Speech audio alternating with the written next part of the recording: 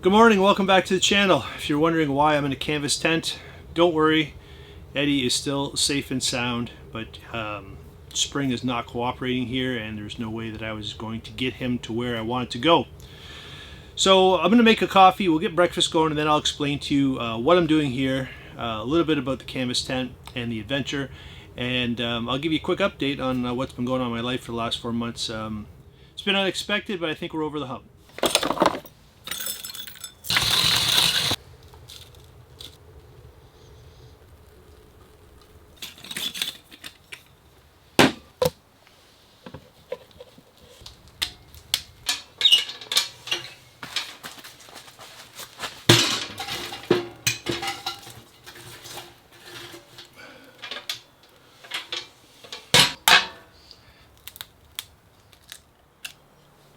Well, that took a little longer than usual, but bacon, eggs, still bacon, eggs, still hit the spot.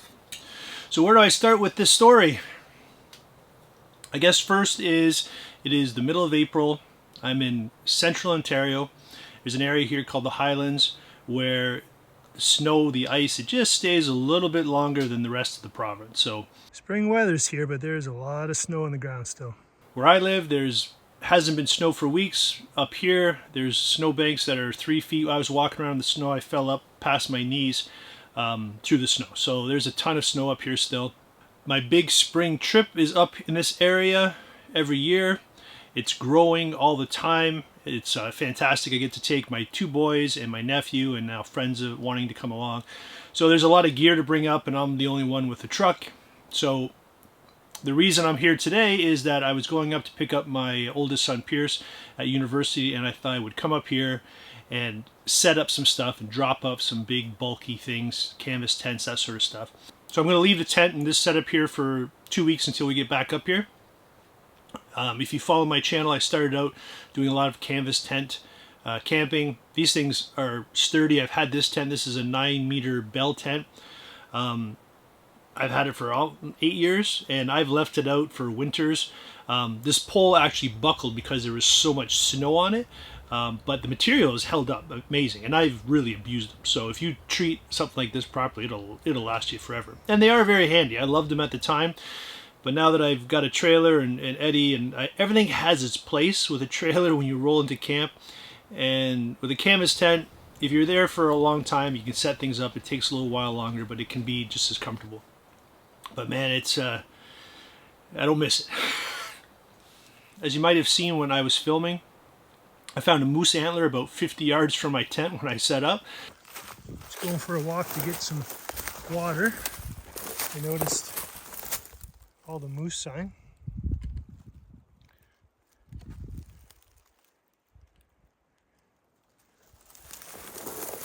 Just walked up this trail a bit more.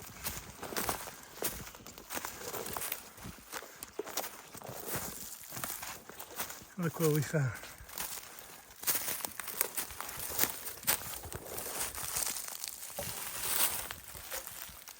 It's not a trophy, but that's a big boy. Looking at the end of it, it looks pretty fresh and there's no rodents that have been chewing on it. So if you don't know anything about moose, just like deer and other animals like that, they drop their horns in the spring, so they grow them. They start growing them almost immediately. Through the summer, you'll see them with velvet, and then as the fall turns, the velvet falls off and the rut, and you see the majestic moose with the big antlers. I've been doing spring trips in this area for a long time. There's a lot of moose around here, but I've never actually come across a moose shed, so I'm pretty excited to have this, and I'm not sure what I'm going to do with it, but it'll be a nice souvenir. And even though that's a medium-sized antler from a bull moose, that animal is large. I've came across a lot of moose in my adventures, and I've posted them in my videos. This one here is about the size of this bull, and you can see that I filmed this while sitting in my pack boat looking up at this in a small river. So I've seen lots of moose, and they are large. So it's almost a little unnerving to be camping right in their runway. So I got in late last night and I made one of my favorite meals for cold weather camping, a white bean soup that was in a recipe book that my daughter got me. So if you're interested, I'll put the recipe down in the description. It is a fantastic, hearty meal, and it's pretty easy to make. So I just thought I'd share that little bit. night. It took me a lot longer to get up here than I thought. I mean, I knew there was going to be some snow on the roads, but I had to winch my way out of a bunch of different things.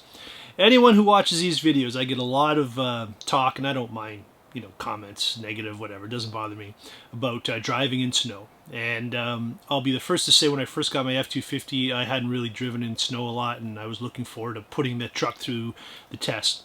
But I don't care what truck you have, there are so many variables of driving in snow that you really can't compare when someone doesn't get through snow. Because as you can see in this footage, the snow is not very deep.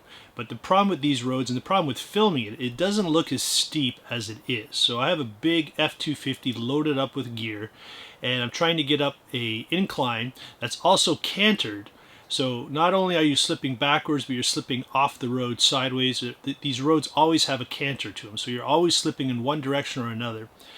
And my pet peeve in a lot of videos is when people air down. That's one of the you know, off-roading, overlanding terms that they use a lot. And, you know, it's just a reality. You do have to take air out of your tires, but it just gets used in a lot of videos. And it's just, I just gotta roll my eyes sometimes when they talk about it so much. But the reality is it does make a difference. So I had my chains on my tires at first, thinking that that would work. But by the time I got here, the snow was warm and very soft. And I don't think the chains were helping me out a whole lot. So I actually took those off. And I aired down, took out half the PSI of my tires, and actually I was able to make much more progress with just my tires aired down than with my tires with the chains on them. So that was something that I learned. And I've been learning a lot, but the problem is I think when people see these videos of people driving through three feet of powder out west in the Rockies, you can't compare that with different snow conditions where it's ice packed and it's slush, and especially in this area the weather changes so much where you'll get a layer of ice, you'll get snow, you'll get ice. It just changes so much. So driving on it, especially with a heavy vehicle, you know, I got 37-inch Toyo AT3 tires, brand new, lots of tread on them, and they still have their limitations, not because of the tires, it's just the snow conditions. So since we're having a little chat here, I'll give you an update on what I've been doing with Eddie. Eddie's my DIY travel trailer that I've been working on for about 4 years. The construction process has slowed as the adventures have ramped up, but that died down for a while, and I'll get to that in just a minute. But as far as the progress on Eddie right now, I'm doing some fine-tuning on some things, basically finish up some painting and a little bit of trim.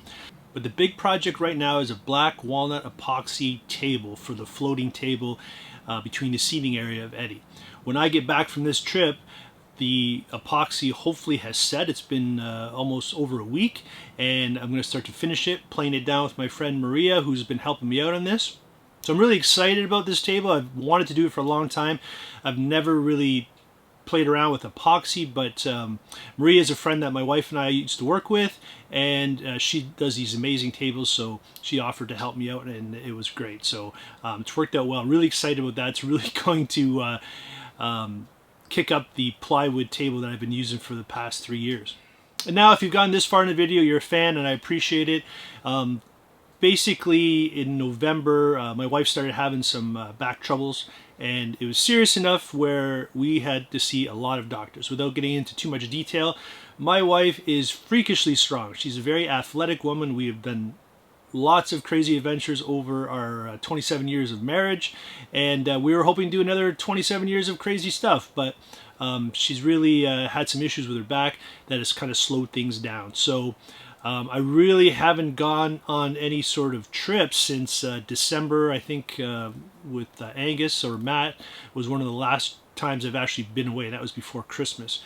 And just been home kind of helping her. I've actually snuck her off on a few adventures with me. She came to Michigan with me and really just wanted to hang out with the trailer, and we hung out. And that's the great thing about having a great marriage, right? You can just kind of enjoy each other's company without necessarily doing a whole lot. And now she crochets pretty awesome now, so she's really been knitting everybody toques and that sort of things, which has been pretty good. But on the bright side, she's back to work now. She was off for a while, and she's been doing everything she can to rehab. She's you know, got a great mindset about it, and she's been back to work. So I do think that the adventures are going to ramp up, and I'm really going to be able to get a lot of more content out because my channel views have dipped. So if you are watching this and you're a fan, Please kind of maybe share this or do whatever you can to kind of promote my channel, to give it a little bump up, because it's been slow over the last 3 months or so.